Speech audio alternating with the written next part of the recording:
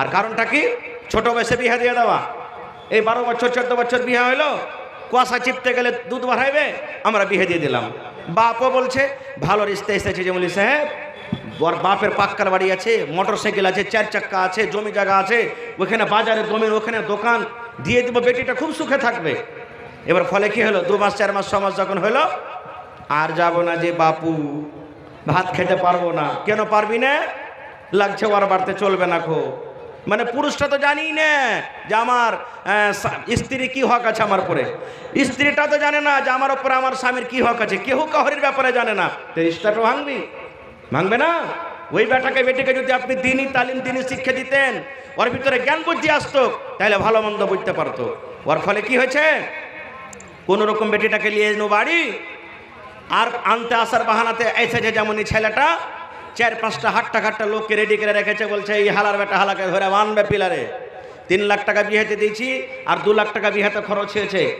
রে গোলামের বেটা গোলাম, ডাক তোর বাপকে 5টা মানুষ নিয়ে 5 লাখ টাকা খরচ হয়েছে, দেয়ার হার বেটিকে তালাক করে চলে যায়। হয়েছে না, হয় না? আল্লাহ নবীর জামানাতে বাপ নিজের বেটির বিয়ে দিবে, সহি হাদিস। আল্লামা আলবানী রাহিমাহুল্লাহ হাদিসটাকে হাসান বলেছেন, সহি বলেছেন। বাপ নিজের বেটির বিয়ে দিবে, ইলম কি জিনিস দেখেন। বেটি বলছে আব্বু আমি বিয়ে করব না। তা আপনারা বলবেন যে হাজি মৌলানা এখনকার বেটি ছেলে তো বলছে করব না, তো তখনকার এখন পার্থক্য আছে। এখনকার বেটি ছেলেকে খালি যদি কেউ বলে দেয় যে তোমাকে আমি ভালোবাসি, তোমার জন্য আমি পাগল হয়ে গেছি, আর এমন পাগল হবে সে আবার ছেলের সাথে যে নিজের খানদানের মা বাপের মান সম্মান কিছু দেখা দেখি করবে না। ছেলেটাকে যদি কেউ বলে দেয় কোন বেটি ছেলে আই লাভ ইউ, আমি তোমাকে ভালোবাসি, হয়ে গেল। ওই ছেলেটাও নিজের মান সম্মান খানদান ইজ্জত দেখবে না, সবকে মার্ডার করে দিবে। এখনকার এটা হয়েছে। নবীর জামানাতে বাপ বলছেন বেটির বিয়ে দিব, বেটি ইনকার করছে আমি করব না। খুব বাপ চলে গেলেন নবীর কাছে। নবীকে বলি কোন রাস্তা যদি বের হয়, নবীকে বললেন আল্লাহ নবী গো বেটির বিয়ে দিব আমি, বেটে ইনকার করে বলছে আব্বা আমি বিয়ে করব না। নবী গো যদি পারে একটু আপনি আমার বেটিকে বুঝান, কারণটা কি, কেন ইনকার করে একটু বুঝান আপনি। নবীজি বললেন তোমার বেটিকে এনেছো? বলছেন না। বলছে যাও নিয়ে এসো সাথে করে। পরের দিন চলে গেলেন।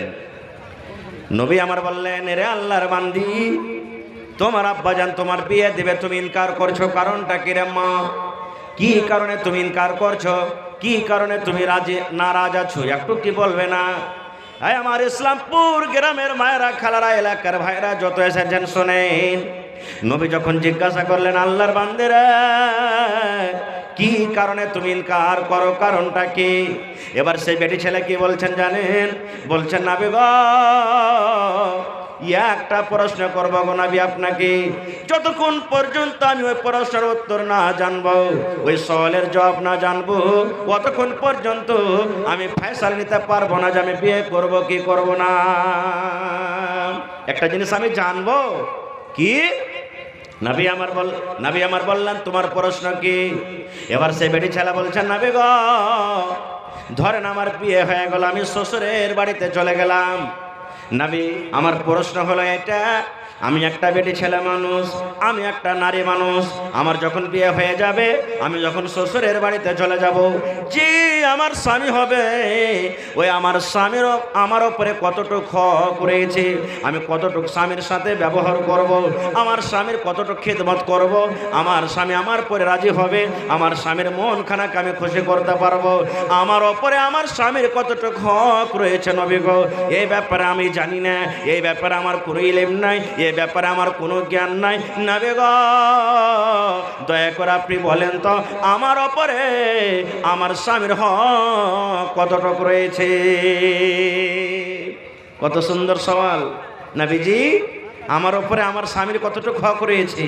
এবার আপনাকে বলি, নবীর জামানাতে মহিলারা ডাইরেক্ট নবীকে পুছ করলেন। এবার নবী তো দুনিয়াতে নেই, নবী দুনিয়া থেকে চলে গেছেন, বিদায় হয়ে চলে গেছেন, আর আসবেন না। তে শরীয়তি কথা কাকে জিজ্ঞাসা করবেন? এখন মৌলানাকে জিজ্ঞাসা করবেন। তো মৌলানাকে তো লজ্জাতে কেউ গ্রামে যাবে না, ইমাম সাহেবকে জিজ্ঞাসা করবে না, মাদ্রাসা করতে হবে। তো মাদ্রাসার দরকার হলো না? জোরে বলেন হলো না? সুবহানাল্লাহ। বলছেন নবীজি আমার যে স্বামী হবে আমার ওপরে আমার স্বামীর কতটুকু হক করেছে একটু বলেন তো।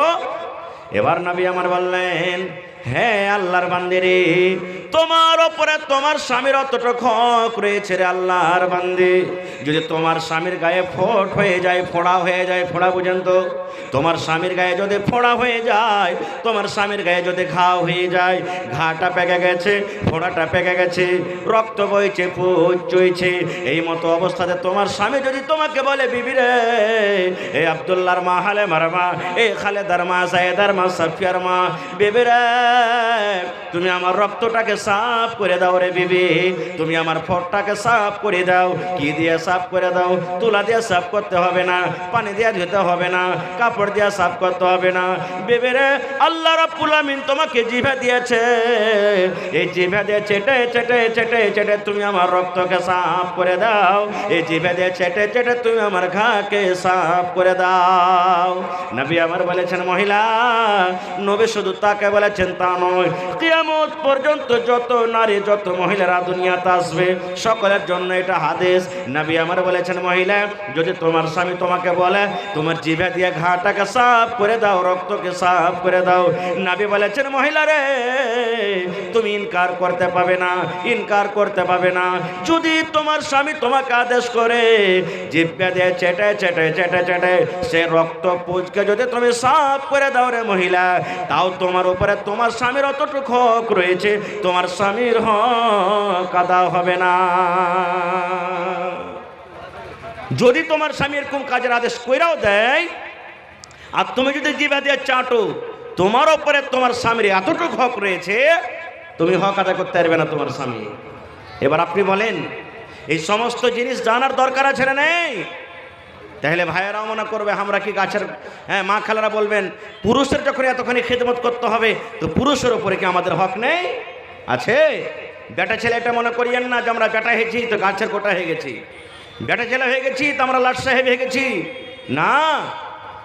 আপনি যখন বিবির কাছ থেকে খেদমত নেবেন, আপনি যখন বিবিকে বলবেন কাপড়টা সাফ করে দাও, তরকারি রান্না করে দাও, ভাত রান্না করে দাও, বাড়ি ঘর ঝাড় দিয়ে দাও, সমস্ত জিনিসের তুমি দেখরেখ করো, এই মতো মুসলমান নবী আমার বলেছেন, তোমার স্ত্রীর হাত বাড়াইতে হবে, তোমাকে সাহায্য করতে হবে। কেমন সাহায্য করতে হবে?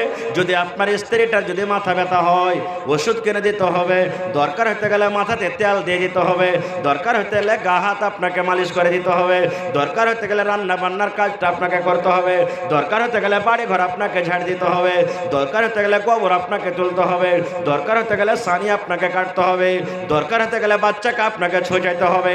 সব রকম একটা মেয়ে ছেলে যা করে, ওর যখন শরীরটা খারাপ হবে, আপনাকে এ টু জেড আপনাকে সব কাম আপনাকে করতে হবে। বলবেন, বলি স্যার এটা কেমন কথা কইছো? জি। আর কি হক আছে জানেন? ইলমের দরকার কি দরকার না? দেখেন, এই কারণে তো সমাজে বেশি তালাক এসে গেছে।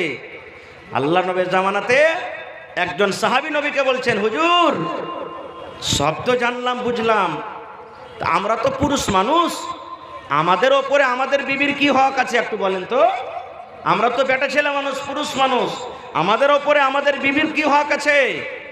কত সুন্দর প্রশ্ন। দেখেন, আল্লাহ রাসূল সাল্লাল্লাহু আলাইহি ওয়াসাল্লাম বললেন, হে আমার সাহাবীরা, তোমাদের ওপরে তোমাদের বিবির প্রথম হক আনতুতিমা হাইজা তাইনতা, যখন তুমি খানা খাবে, যা তুমি খানা খাবে, তোমার বিবিকে তুমি খাওয়াবে। আনতুতিমা হাইজা তাইনতা, তুমি যখন খানা খাবে, তোমার বাড়িয়ালিকে তুমি খাওয়াবে। ওয়া তাকসু হাইজা তাসাইতা, যখন তুমি পরবে কাপড়, তোমার বিবিকে তুমি পরাবে। ওয়ালা তাজরিবিল ওয়াজহা, এবং রাগ করে বিবির গালে চেহারাতে তুমি মারিও না, এবং রাগ করে বিবি যদি উল্টা পাল্টা কোনো কাজ করে দেয়, রাগ করে বিবির ঘাড়ে ধাক্কা দিয়ে চুলের ঝুঁটি ধরে তোমার স্ত্রীকে তুমি বাড়ি থেকে বের করে দিও না। প্রথম হক, তুমি যা খাবে বিবিকে খাওয়াবে। একটা মুচলা বেটা ছেলে বাড়ি গেছে, 2 মুঠা বিড়ি আর 2 মুঠা সালেলে ভরে বাড়ি চলে গেছে। বাড়িতে যাওয়ার স্ত্রীটা রুটি বানিয়েছে, 1 মুঠা বিড়ি আর সালে ওর হাতে দিয়েছে। বলছে, কি দিচ্ছ জি? রাইতে মৌলানা আওয়াজ করেছে, তুই যা খাবি তোর বাড়ি লিখে খাওয়া, আমি খাচ্ছি তো তুই খাবি না। তো ভোরবেলাতে এরকমই যারা মধু খাইছেন ভাই, একবারে ভোরবেলাতে ফের মধুর পকেট নিয়ে বাড়ি না চলে যায়। তো ভাই আমার, আমি যাব না হাদিসের দিকে, বলার উদ্দেশ্য একটা স্ত্রী আপনি যে বাড়িতে নিয়ে আসবেন আপনার উপরে কি কি হক রয়েছে জানা দরকার আছে না নেই? জানতে হবে।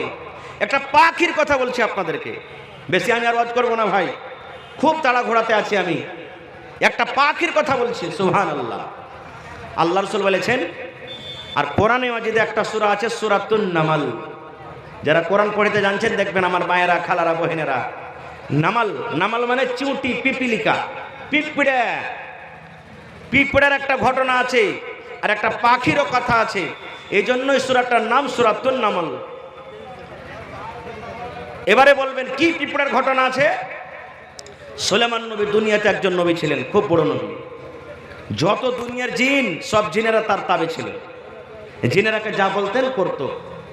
আপনারা শুনেছেন ঘটনা, আমি শুধু ইশারা করছি আপনাকে। এবারে একদিনকার ঘটনা, সুলাইমান নবী যত জীবজন্তু আছে লাই লস্করকে সাথে নিয়ে রাস্তাতে হেঁটে চলেছেন, হাঁটছেন, রাস্তাতে হাঁটছেন। আপনারা বলেন তো, আমরা যখন রাস্তাতে হাঁটছি তা আমরা কি পিঁপড়াকে দেখছি? পিঁপড়ে যে পিঁপড়া ডইলে যাবে রে, দেখেছে না হাঁট দেখছি? আমরা দেখবো কি গরু ছাগল না ডলে যাই, মুরগি না ডলে যাই, মানুষ না ডলে, মানে যেগুলো তো জরিমানা লাগবে গেলে থেকে বাঁচবো।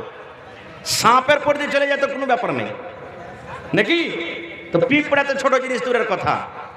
সুলাইমান নবী লাই লস্কর নিয়ে চলেছেন, রাস্তাতে হাঁটছে, আর পিঁপড়ার একটা জামাত, মেলাটি পিঁপড়া, ওরা রাস্তাতে আল্লাহর দরবারে দোয়া করছেন, তাসবিহ তাহলিল করছেন। যেরকম গাঁর একটা মুখিয়া আছে, গাঁর একটা মোড়ল আছে, পিঁপড়ার মধ্যে একটা গার্জান আছে, পিঁপড়ার মালিক আছে একটা। সমস্ত পিঁপড়ার যেটা মালিক, ওর যত পিঁপড়া আছে সমস্ত পিঁপড়াকে বলছেন কি জানেন? আমি শুধু তারজমাটা বলছি, আল্লাহর কোরআনের কথা রে ভাই, মিথ্যা যদি বলি সূরাতুন নামাল খুলে দেখে নেবেন আপনি বাড়িতে যায়। পিঁপড়াকে আল্লাহ কতখানি জ্ঞান বুঝিয়ে দিয়েছে। পিঁপড়া কি বলছেন? রে পিঁপড়ার দল, অন্য পিঁপড়াকে বলছেন, নিজের ভাষাতে বলছেন, এ পিঁপড়ার দল, তাড়াতাড়ি করে তোমরা নিজের নিজের খালে ঢুকে যাও রে, তোমরা তাড়াতাড়ি করে নিজের নিজের খালে তোমরা ঢুকে যাও। কেন ঢুকে যাও? এই জন্য ঢুকে যাও, ওই যে তোমরা দেখো সুলাইমান নবী এবং তার সাথে যত লাই লস্কর আছে, ওরা আনদেখাতে হাঁটে চলে যাবে, ওরা বেখেয়ালিতে হাঁটে চলে যাবে, নামও দিকে হয়তো খেয়াল করবে না, তোমরা কুচিলে সাফ হয়ে যাবে, মার্ডার হয়ে যাবে, মরে যাবে, ওদের পায়ের তলাতে তোমরা সাফ হয়ে যাবে। এই জন্য তোমরা তাড়াতাড়ি করে নিজের নিজের খালে তোমরা ঢুকে যাও। এখানে মেলাটি কথা লুকিয়ে আছে। আমার বলার উদ্দেশ্য হলো এটা যে পিঁপড়ার কতখানি দিমাগ, পিঁপড়ার কতখানি বুদ্ধি, নিজের কম যেন হালাক বরবাদ না হয়ে যায়, এই জন্য বলছেন তাড়াতাড়ি করে খালে সন্ধাও। আর আমরা হলাম মানুষ, আল্লাহ আমাকে জ্ঞান দিয়েছে, বুদ্ধি দিয়েছে, হুঁশ দিয়েছে, সব দিয়েছে, নিজের কমের জন্য কি করছি? কি করছি? একটা লোক যদি আগে বাড়ে, কেউ আর পায়জামা, কেউ আর আন্ডার প্যান্ট, আর কেউ আর ফুল প্যান্ট ধরে টানবো পিছে, আগে না বাড়তে পারে। দিনের জন্য যদি কেউ আগে বাড়ে তোর পিছে ধরে 5 জনা, না পারলে একবারে ওই কি বলছে, হ্যাঁ, ডোজার লিয়েসের করে একবারে বাইন্দে পিছন দিকে টানবো, কিন্তু আগে বাড়তে দেবো না। আর সাত তো দেবো না, অক্ষ আগে বাড়তে দেবো না। পিঁপড়ার থেকে কত হুঁশিয়ার হলাম আমরা। এটা পিঁপড়ার কথা বলেন, একটা পাখির কথা শুনেন। সুলাইমান নবী রুকে গেলেন ওখানে, মেলায় কথা আছে থেকে আমি যাবো না, কি হলো পিঁপড়ার সাথে ঘটনা না ঘটনা যাবো না, রুকে গেলেন। এবার সুলাইমান নবী হাজিরি শুরু করে দিলেন। দেখেন আমার মাস্টারেরা, মৌলানারা মেলায় আছে, এখানে বাচ্চাকে হাজিরি হয় না স্কুলে মাদ্রাসাতে, যারা মাঠ লেবর লিয়া খাটতে চলে যায় ওর হাজিরি হয়, প্রত্যেক জায়গাতে হাজিরি হয়। এবার সুলাইমান নবী হাজিরি শুরু করে দিলেন। কতটি জিন আছে, কতটি পাখি আছে, কতটি মানুষ আছে, এই সব হিসাব করতে লাগলেন, হাজিরি নিতে লাগলেন। হাজির নিতে নিতে একটা পাখি কিন্তু মজলিসে নাই, একটা পাখিকে কিন্তু দেখা যায় না। আর কোরআনে আল্লাহ পাখিটার নামও বলেছেন, যে পাখিটার নাম কি? আজকে আমি বলছি সামনে থেকে, আপনারা বলেন তো সামনেকার লোক, পাখিটার নাম কি? জোরে বলেন। হুদহুদ পাখির নাম শিখালেন। হুদহুদ পাখি আমরা দেখিনি ভাই 2 চোখে, কিন্তু যদি মোবাইলে দেখতে চাহেন গুগলে যায়, তা আপনি সার্চ করে দেখবেন, খালি বলে দিবেন মুখে কি হুদহুদ পাখি আমি দেখতে চাই কেমন, আপনাকে দেখিয়ে দিবে যে হুদহুদ পাখি কেমন হয়। পাখিটা কত জ্ঞানী আর হুঁশিয়ার ভাই। দেখেন আল্লাহর কোরআন বলছেন হুদহুদ পাখি কিন্তু নাই, দেখা যায় না। আজকে যদি আমাদের বেটারা বাড়িতে না থাকে, রাত 8টা 9টার পর বেটা বাড়িতে আসছে, খবর লি না আব্দুল্লাহ তুই কোনটা গেছিলে রে, নাই বেটা বাড়িতে, কোনো খবর নাই। বেটি 9টা 10টা রাত থাকলো বাড়িতে আসে না, কোনো খবর লি না, গেল গেল। আমার নবী মুহাম্মদ সাল্লাল্লাহু আলাইহি সাল্লাম যখন জন্ম নেন, মক্কার হালাত, মক্কার অবস্থা কি ছিল জানেন? জেনা ব্যভিচার হতো খুলে আম, গুন্ডাগার্দি হতো, লড়াই ঝগড়া হতো। যদি কোনো বেটি ছেলে বাড়িতে জন্ম নিত, কত বাপ এমন ছিল বেটিকে জিন্দা জমিনে পুঁতা দিত, গাড়ে দিত। সুবহানাল্লাহ, এর থেকে বড় পাপ আছে আর কিছু? মানুষকে মেরে গাড়ে দেওয়া একটা আলাদা কথা, আর জিন্দা মাটি চাপিয়ে গাড়ে দেওয়া এটা আলাদা কথা। বুঝেন কত বড় জুলুম অত্যাচার হতো। যদি খানদানে খানদানতে লড়াই, গ্রামে গ্রামে লড়াই, এক মানুষ আরেক মানুষের সাথে লড়াই, যুগ যুগ ধরে লড়াই চলতো। কতদূর যুগ ধরতো জানেন? আমার আপনার সাথে লড়াই হলো, হয়তো একটা যদি মার্ডারও হয়ে গেল, 2 বছর 4 বছর 5 বছর 10 বছরে কম্প্রোমাইজ করে ওটাকে শেষ করে দিই নাকি? কিন্তু ওদের লড়াই কি ছিল জানেন? যুদ্ধ চলছে, ইউয়াকে মারছে, ওয়াকে মারছে, ওয়াকে মারছে, ওয়াকে মারছে, এই করতে করতে যার সাথে ঝামেলা, ওই বাপ ওই দাদু যদি বদলা নিতে না পারত, মরার টাইমে ওর বেটারাকে ডাকতো, ডাকে ওসিয়াত করতো, শোন রে ওর সাথে আমার ঝামেলা জমিন নিয়ে বা আর কোনো জিনিস নিয়ে, আমি তো বদলা নিতে পারলো না রে বেটারা, কিন্তু তোরা ছাড়বি না, তোরা বদলা নিবি। যুগ যুগ ধরে লড়াই যুদ্ধ চলতো। মদ আম ছিল, মদ আম, বাড়িতে মদ, রাস্তাতে মদ, বাজারে মদ, যেখানে সেখানে মদ, শরাব, আম ছিল। যদি কোনো মেয়ে ছেলের স্বামী মারা যেত, মহিলার পুরুষ মারা যেত, ওকে পুরুষ খাকি বলে, ডাহিন খাকি বলে কত মানুষ জিন্দা জ্বালিয়ে দিত, আর কত মানুষ 1 বছর পর্যন্ত এখানটা ঘরে তাকে বন্ধ করে রাখতো, ওখানেই খানা পিনা সব কিছু করতো। কত জুলুম অত্যাচার। এক কথা, দুনিয়াতে কোনো এমন পাপ, দুনিয়াতে কোনো এমন গুনাহ ছিল না যে মক্কার মানুষেরা করতো না। সব পাপ দুনিয়াতে ছিল, সব পাপ দুনিয়ার মধ্যে যত মক্কার লোকেরা করতো। এরকম হালাতে, এরকম টাইমে, এরকম অবস্থাতে আল্লাহ তাআলা আমার আপনার নবী মুহাম্মদ সাল্লাল্লাহু আলাইহি সাল্লামকে দুনিয়াতে দিলেন। একটু মুখ খেলা পড়েন সাল্লাল্লাহু আলাইহি সাল্লাম। এবার আপনি বলেন, নবীর বাপ তো দুনিয়াতে নবীজি দেখতে পাননি, দুনিয়া থেকে চলে গেছেন, নবীজি বাপকে দেখেননি। 8 বছর বয়সে দাদু দুনিয়া থেকে চলে গেছেন। নবীর নিজের চাচা উল্টা আবু লাহাব, আবু জাহাল। আবু লাহাবটা নবীর নিজের চাচা। কোরআনে নাই তাব্বাত ইয়াদা আবি লাহাব, কোরআনে যা আছে, নিজের চাচা দুশ্মন। নবীর নিজের চাচি আবু লাহাবের স্ত্রী, যাকে উম্মে জামিল বলা হয়েছে, সে নবীর দুশ্মন। এবার আপনি বলেন, খানদানের মধ্যে যদি কোনো মানুষ খানদানের দুশ্মনী করে, ওই লোকটার কথা অন্যজন তাড়াতাড়ি মানবে? আপনারা বলেন মানবে? মানবে না, কেউ কবুল করবে না। লোক এটাই বলবে, হ্যাঁ বে, ওই লোকটা যদি ভালোই হবে তো ওর চাচা কেন উল্টা, ওর বাপ কেন উল্টা? যেমন নূহ নবী বিবি নিয়ে, স্ত্রী নিয়ে জীবনে কোনোদিন সুখ পায়নি।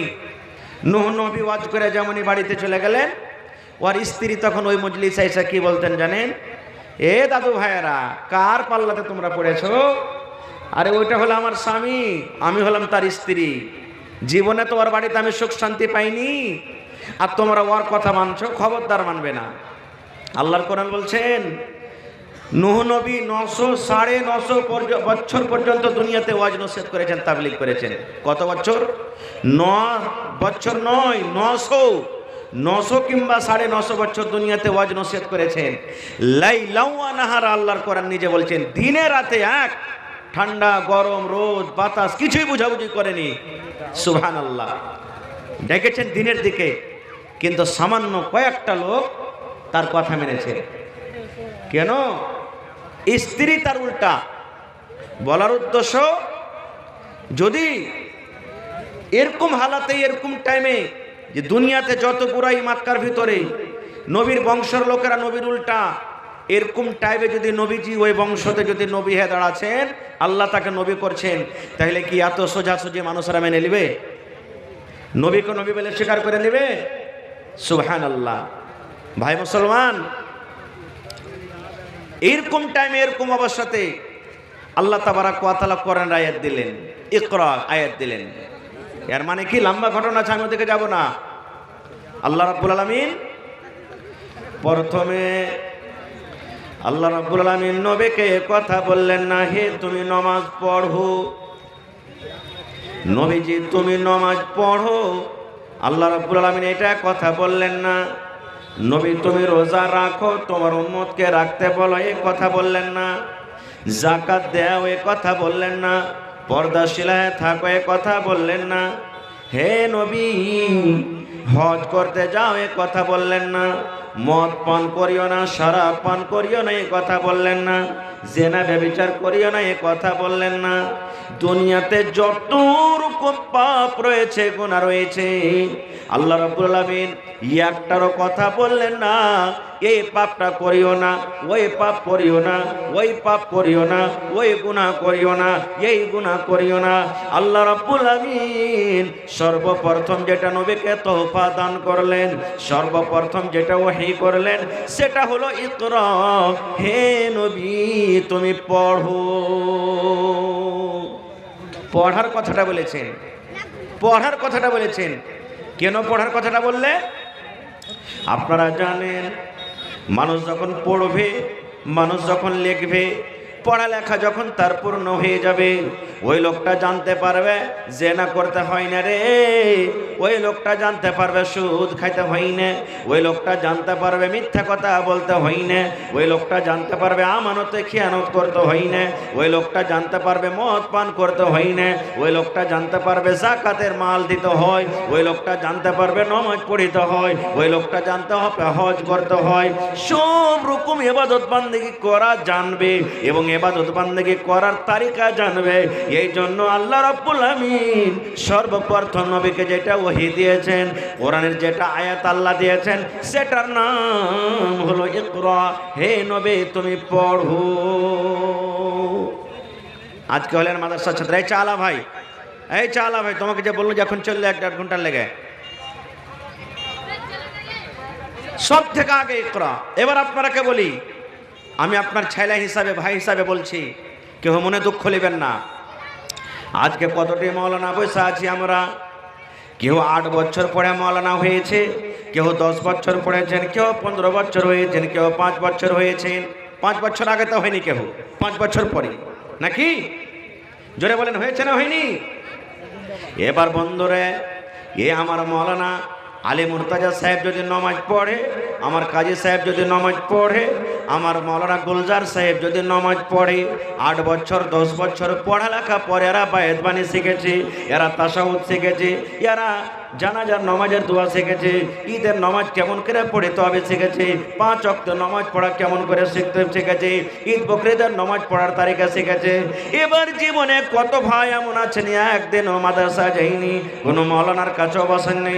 তাহলে বলেন বন্ধুরে, এদের নামাজ আর আপনাদের নামাজ কি বরাবর হতে পারে? পারে? কোনোদিন হবে না। করো কেন? আপনারা বেটা বেটিকে মাদ্রাসাতে পড়েছেন, এটা মাদ্রাসার জালসা নাকি? দেখবেন আপনার বেটি পড়িতে গেল, মাদ্রাসাতে পড়িতে গেল, 4 দিন 5 দিন 7 দিন 10 দিন হয়ে গেল, একটা দোয়া রটিয়া রটিয়া মৌলবীরা পড় হয়। 8 দিন 10 দিন পড়ার পর আপনার বেটা বলবে, আব্বাজি আজ বায়াত বাণী শিখে নিয়েছি আব্বাজি, জানাজার দোয়া শিখে নিয়েছি আব্বাজি, তাশাহুদ বসার দোয়া শিখেছি আব্বাজি। কদিন পর, 8 দিন 10 দিন পর, ঠিক ঠিক আপনার বেটি প্রথমে কায়দা পড়িবে, তারপরে নুরানি কায়দা পড়বে 1 বছর পর্যন্ত কম করে, তারপরে আম্মা পারা পড়বে, তারপরে কোরআন মাজিদ পড়বে। তাহলে কোরআন মাজিদ পড়ার জন্য, আম্মা পারা পড়ার জন্য প্রথমে কায়দা পড়িতে হবে, আলিফ বা তা সা পড়িতে হবে, নুরানি কায়দা পড়িতে হবে। তারপর যখন আপনি কোরআন পড়বেন, আম্মা পড়া পড়বেন, আপনার চরস হয়ে যাবে। এবার বলেন বন্ধুরে, আপনার ওই বেটা বেটি যেটা মাদ্রাসাতে কোরআন শিখেছে, আর আপনার মতো লোক জীবনে কোনো মৌলানার কাছে যায়নি, জীবনে কোনো মুলবির কাছে যায়নি, জীবনে কোনো মাস্টারের কাছে যায়নি, জীবনে কোনো মসজিদ পড়িতে যায়নি, জীবনে কোনো মাকতাব যায়নি। তাহলে বলেন আপনার বেটা বেটি যাকে খাইয়ে পিন্দা আপনি মানুষ করেন, যার কেতাবের টাকা আপনি দেন, মুলবির বেতন আপনি দেন, কলমের টাকা আপনি দেন, সব কিছু আপনি দেন, কিন্তু মাদ্রাসাতে পড়ে লেখা সব শিখেছে, আর আপনি জীবনে কোনোদিন মৌলানার কাছে বলেননি, আপনি এমনি হয়তো মুখে শুনে শুনে শিখেছেন। বলেন ওয়ার ইবাদত ওয়ার দোয়া আর আপনার দোয়া কে এক হইতে পারে? কোনোদিন হইতে পারে না। এই জন্য তো নবীর জামানাতে নবী একদিন মসজিদে বসে আছেন এক কোণাতে, আর হাদিস আছে যে আরবি দেহাতের মানুষ, ওকে আরবি বলা হয়। নবীকে দেখে নবী এক কোণাতে মসজিদের এক কোণাতে নামাজ পড়তে শুরু করে দিয়েছেন। নবীজি দেখছেন এরকমভাবে কীভাবে লোকটা নামাজ পড়ে, নামাজ পড়ে তখন নবীর কাছে এলেন, আসাবার বলছেন আসসালামু আলাইকুম ইয়া রাসূলুল্লাহ। এই দেখেন নবীকে সালাম দিলেন, নবীজি সালামের জবাব দিলেন। সালামের জবাব দেওয়ার পর নবী কি বলছেন জানেন? ইরজা ফাসাল্লি ফাইন্নাকা লাম তুসাল্লি। হে আমার সাহাবীরা, তুমি নামাজ পড়ো রে বাবা, তুমি নামাজ পড়নি। ভালো করে গৌর করবেন কথাটার পরে, খুব দামি হাদিস বলছে আপনারাকে। নবী কি বলছেন? ইরজা, তুমি ঘুরে যাও, ফাসাল্লে, তুমি নামাজ পড়ো। কেন পড়ো? ফাইন্নাকা লাম তুসাল্লি, তুমি নামাজ পড়নি। আচ্ছা বলেন তো, ওই সাহাবী নামাজ পড়েছেন না পড়েননি? কথা বলেন, নামাজ পড়েন নবীকে সালাম দিলেন? হানা বলেন না ভাই? জি। কিন্তু নবীজি এ কথা তো বলতে পারতেন, আরে বাবা তুমি কেমন করে নামাজ পড়লে না পড়লে বাবা, তোমার নামাজটা পড়া হয়নি, তুমি নামাজটা পড়ো। নামাজ পড়া হয়নি বাবা, তুমি নামাজ পড়ো। নবীজি এ কথা বলতে পারতেন, কিন্তু এটা কথা বললেন না। কি বলছেন? তুমি নামাজ পড়ো, নামাজ তুমি পড়নি রে বাবা, নামাজ পড়নি। পড়নি আর পড়া হয়নিতে পার্থক্য আছে, আছে না নেই? পড়নি আর পড়া হয়নিতে পার্থক্য আছে। সাহাবী বুঝে নিলেন, আমার নামাজ হয়নি, পড়িনি আমি নামাজ। ফের পড়লেন নামাজ, দুবার হয়ে গেল, সহি হাদিস, কোনো গল্প নয়। আবার নামাজ পড়লেন, দুইবার নামাজ পড়া পর নবীর কাছে এলেন। আসা পর নবীকে বলছেন আসসালামু আলাইকুম ইয়া রাসূলুল্লাহ। নবীজি জবাব দিয়ে দিলেন ওয়া আলাইকুম আসসালাম। তারপর নবী বলছেন, দেখেন হে বাবারে, তুমি যাও নামাজ পড়ো, কারণ তুমি নামাজ পড়নি। কয়বার হলো? কয়বার হলো যে ভাই? হাজি ভাই, বাঙ্গালের মানুষ এলাকার প্যান্ডাল গন গন গন গন করতো। হ্যাঁ, দুবার হয়ে গেল। আবার যা নামাজ পড়লেন, নামাজ পড়ার পর নবীর কাছে এলেন, আবার সালাম দিলেন, নবীজি জবাব দিলেন। জবাব দেওয়ার পর আবার নবীজি বলছেন কি, তুমি ঘুরে যাও, নামাজ পড়ো, তুমি নামাজ পড়নি। 3 বার কিংবা 4 বার হয়ে গেল, হাদিস এসেছে। এই জামানার মানুষ যারা নমাজি ভাই আছেন, নমাজের নিয়ম কারণ জানছেন, যদি কোনো মানুষ নামাজ পড়িতে না জানে আর ওকে যদি খালি বলে দেয়, ভাই কেমন খেলে তুমি নামাজ পড়েছো, উজো করছো, ভাই তোমার যে নামাজ হলো না রে ভাই, নামাজটা পড়ো, ভালো করে পড়ো, হয়তো ওর সাথে ঝগড়া করবে। কদিন থেকে তুমি ফের নামাজ পড়েছো, কত নামাজের বেটা হয়ে গেছো, পটপট করে আমাকে শিখাইতে আসছো, হয়তো ঘুঁচো মেরা কথা বলবে। আর না তো তার পরের দিন থেকে মসজিদে নামাজ পড়তে আসবে না, তোরাই পড়, খুব পড়, আমার নামাজ হয় না, তা আসবে কি করতে? দুটোর মধ্যে একটা করবে। কিন্তু রে সুবহানাল্লাহ, সেই সাহাবী দেখেন 3 বার 4 বার ঘুরে চলে গেলেন, নামাজ পড়লেন, নামাজ হলো না। এবার সাহাবী বলছেন, আল্লিমনি ইয়া রাসূলুল্লাহ, নবী গো আর ভালো করে নামাজ পড়িতে জানি না, ইয়া থেকে ভালো করে জানি না, আমি যদি বার নামাজ পড়ি ইয়ার থেকে আমি আর ভালো করে জানি না, আল্লিমনি, আপনি আমাকে শিখিয়ে দেন কেমন করে নামাজ পড়িতে হবে, কেমন করে উযু করতে হবে, কেমন করে রুকু করতে হবে, কেমন করে তাশাহুদ পড়তে হবে, কেমন করে সালাম ফিরতে হবে, ইয়া কে করে আপনি আমাকে শিখিয়ে দেন। কয় নবীজি আমি ইয়ার থেকে আর ভালো করে নামাজ পড়িতে জানি না। নারে তাকবীর। তারপরে নবীজি এক এক করে শিখিয়ে দিলেন। কেমন করে শিখাইলেন আজ আপনারাকে বলবো না, আবার কোনো জালসাতে ইনশাআল্লাহ নবীজি কেমন করে তাকে নামাজ শিখাইলে আজকে বলবো না, কোনোদিন আবার ইনশাআল্লাহ। নবীজি এক রাকাত পড়ে দেখিয়ে দিলেন তাকে, এই মতো আবার কোনোদিন বলবো। তো বলার উদ্দেশ্য হলো এই যে প্রথমে শিখতে হবে, তাহলে আমল করতে হবে, যে আমলটা আমাদের সঠিক হবে নাকি। ইলমের দরকার হয়ে গেলে এখানে আর একটু আগে চলেন। আজকে আমি আপনাদের এখানে এসেছি, আপনাকে সালাম দিয়েছি, আসসালামু আলাইকুম, নাকি যারা বলেন দিয়েছি না তিনি, এর মানে কি হলো আসসালামু আলাইকুম। ভালো করে শিখবেন রে ভাই, আজকে এসেছেন কিছু নিয়ে যাব সাথে মনে করে। আসসালামু আলাইকুম ইয়ার মানে হলো আল্লাহর সালামতি তোমার পরে নাজিল হোক, আল্লাহর রহমত তোমার পরে নাজিল হোক, আল্লাহর দয়া তোমার পরে নাজিল হোক। কত সুন্দর দোয়া। সালাম খালি মুসলমানকে দিতে হবে না, নবী বলেছেন মুসলমান তুমি দেখছো যে মুসলমান, ওকে চিনহ বা নাই চিনো, তুমি সালাম করো। আর একটা হাদিস আছে যা লাকিতাহু ফাসাল্লিম আলাইহি, যখন কোনো মুসলমানের সাথে তোমার দেখা হবে ওকে তুমি সালাম দিয়ে দাও। এবার আপনি বলেন স্কুল থেকে বাড়ি গেছেন, মাঠ থেকে বাড়ি গেছেন, বাজার থেকে বাড়ি গেছেন, আর আপনার স্ত্রী কেউ বাড়িতে আছে, কেউ নেই, সালাম দিতে হবে না? হবে না? জোরে বলেন সালাম দিতে হবে না? হবে না? দিচ্ছি সালাম, মানে ও মুসলমান লয় নাকি। রসুল যে বলেছেন যে মুসলমানের সাথে দেখা হলেই তুমি সালাম দিয়ে দাও। এখানে বলা হয়নি যে তোমার বিবি কি বাপ কি মা, হে বাড়ি এলে কে সালাম দেয় যে বলো না, জি না। আমারকে সালাম কি জানেন, যেমনি ঘাসের বোঝা ফেললো, মোটর সাইকেল লাগানো, সাইকেল লাগানো, কবে গুধার মা কোন দিকে যাবে, সালা হার আমি কোন চলে গেছে রে, সব কবি গালাকে খেললে এই ওই হ্যান তার আমার চলে লাগলো। এই গুধার মা, গুধির মা, পল্টুর মা, ঝাটনের মা, হ্যাঁ কালনের মা, এই আমার কথা। সুবহানাল্লাহ। না, সালাম দিতে হবে, স্ত্রী আপনার না, সালাম দিতে হবে। তো নবীজি বলেছেন সালাম দেওয়ার দেখেন কত নেকি। আজকে যেমন জালসা শুনছে, নবীর দরবারে একটা মজলিস লেগে আছে, মজলিস চলছে, গল্প সল্প দিনের কথা চলছে, আর একটা লোক মজলিসে এলেন, আসাফার নবীকে বলছেন, মানে সব মজলিসকে আসসালামু আলাইকুম এতখানি দিয়ে বসে গেলেন। বোঝা গেল কি, যদি মিটিং চলছে মসজিদে নামাজ পড়ছে, আপনি পিছিয়ে থেকে গেলেন তো সালাম দিয়ে দেন আপনি, এতে থেকে বোঝা গেল একটা সালাম দেন। এটা মনে করিয়েন না নামাজ যে পড়ছে যে মৌলানা, তো ওকে ফের সালাম দেবো কেন করে না, সালাম দিয়ে দেন আপনি। খাইতে বসে আছে কেউ, মেলায় মানুষ বলবে হাট খাইতে বসে আছে সালাম দেবো কেন করে, সালাম দেন আপনি। খেয়ে গেল মানে খাইতে বসে সালাম দাও যে, ভাত দাও যে, ডাল দাও যে, পানি দাও যে, মানে এগুলা সব জায়জ হয়ে গেল। কোচি না কহি না এগুলা বলে সালাম তো হলে একটা দুয়াতে, এটা কেন জায়জ হবে না? রসুল যেটা জবাব দিতে মানা করেছে একটা হালাতে, কি নাপাকির হালাতে। কেমন নাপাকি? আপনি ঝাড়া ফিরতে বসে আছেন, পেশাব করতে বসে আছেন, কোনো ভাই রাস্তাতে হেঁটে চলে গেল আর আপনাকে সালাম দিয়ে দিল আসসালামু আলাইকুম, তো বসে বসে আপনি জবাব দিয়ে দেন না ওয়ালাইকুম সালাম ভাই, বসে বসে সব জবাব দিতে হবে না। নবী বলেছেন সালাম দেওয়ার কাম সালাম দিয়ে চলে গেল, তোমার পেশাব পায়খানা থেকে যখন তুমি ফারিগ হয়ে যাবে, তারপর নবী বলেছেন তুমি জবাব দাও ওয়ালাইকুম আসসালাম। এই সময়তে জবাব দিতে হবে না, তাছাড়া জবাব দিতে হবে। খারজা হোক। তো একটা সাহাবী সালাম দিলেন মজলিসে এসে আসসালামু আলাইকুম, নবী বললেন 10টা নেকি পেয়ে গেল। কয়টা নেকি? শুধু আসসালামু আলাইকুম বলাতে 10টা নেকি হয়ে গেল আপনার।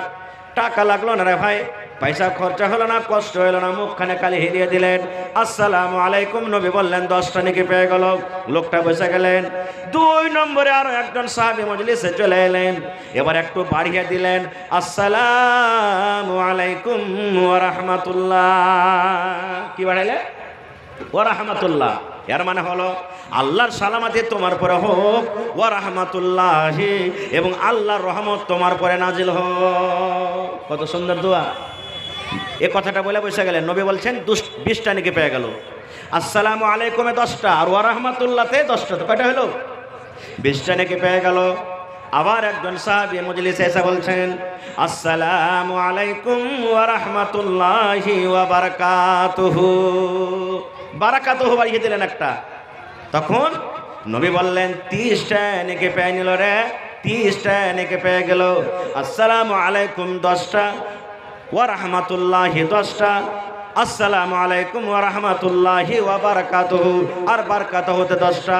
পূর্ণ সালাম যদি কেহ দেয়, নবী বললেন 30খানা নেকি তার রেজিস্টারে চড়িয়ে দেওয়া হলো।